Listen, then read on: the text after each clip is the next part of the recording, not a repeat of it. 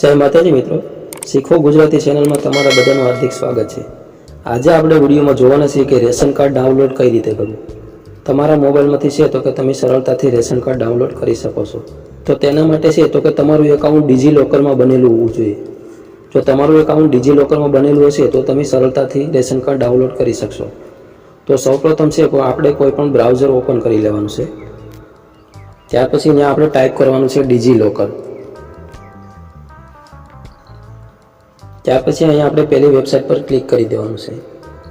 ત્યાર પછી છે તો કે તમારું ડિજીલોકરમાં એકાઉન્ટ ન બનેલું હોય તો તમારે અહીંયા સાઇન અપ ઉપરથી એકાઉન્ટ તમારું બનાવી લેવાનું છે અને જો તમારું એકાઉન્ટ બનેલું હોય તો તમારે અહીંયા સાઇન ઇન પર ક્લિક કરવાનું છે।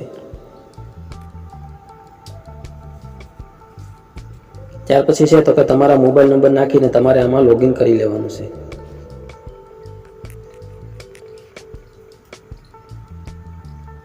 જેવું તમે લોગિન કરશો તમારા મોબાઈલ નંબર ઉપર છે તો કે એક ઓટીપી આવશે। તે ઓટીપી અહીંયા નાખીને તમારે સબમિટ બટન પર ક્લિક કરી દેવાનું છે। જેવા જ તમે આમાં લોગિન થશો એટલે તમને આવું ઇન્ટરફેસ જોવા મળશે। ત્યાર પછી અહીંયા આપણે 3 લાઈન છે તેના ઉપર આપણે ક્લિક કરવાનું છે। ત્યાર પછી અહીંયા ઇશ્યુ ડોક્યુમેન્ટ છે તેના ઉપર આપણે ક્લિક કરવાનું છે। ત્યાર પછી છે તો કે આમાં તમે જે પહેલાં જે ડાઉનલોડ કરેલા ડોક્યુમેન્ટ છે તે તમને અહીં ઉપર શો થશે અને જો તમારે નવા જ કોઈ ડોક્યુમેન્ટ ડાઉનલોડ કરવા હોય તો અહીંયા ગેટ મોર ઇશ્યુ ડોક્યુમેન્ટ છે તેના ઉપર આપણે ક્લિક કરવાનું છે। ત્યાર પછી અહીંયા આપણે સર્ચ કરવાનું છે રેશન કાર્ડ।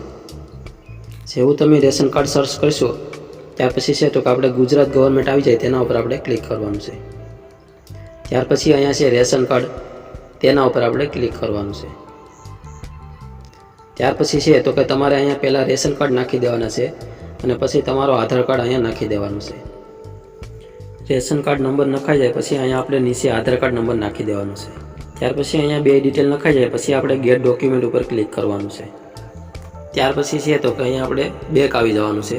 ત્યાર પછી છે તો કે આપણે ફરીવાર અહીં 3 લાઈન છે તેના ઉપર આપણે ક્લિક કરવાનું છે। પછી અહીંથી આપણે ઇશ્યુ ડોક્યુમેન્ટ ઉપર ક્લિક કરવાનું છે।